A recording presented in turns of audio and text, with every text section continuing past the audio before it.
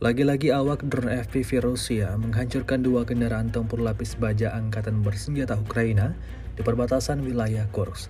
Rekamannya ramai beredar di media sosial Telegram pada Rabu 18 September 2024. Dalam rekaman tersebut menunjukkan detik-detik meledaknya kendaraan tempur Ukraina saat beroperasi. Posisinya kembali berhasil ditemukan oleh pesawat tak berawak Rusia. Militer Rusia tak dapat menghindar.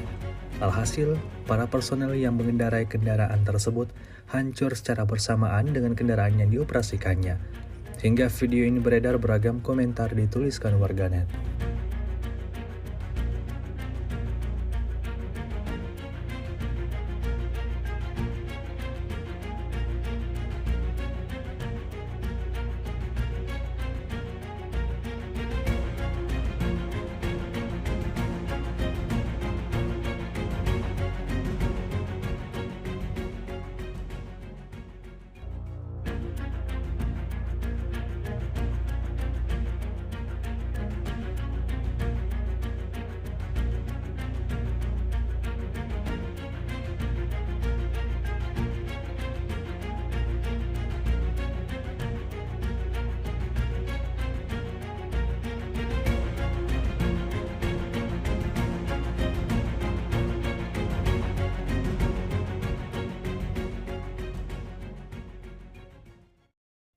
Download Tribun X sekarang, menghadirkan lokal menjadi Indonesia.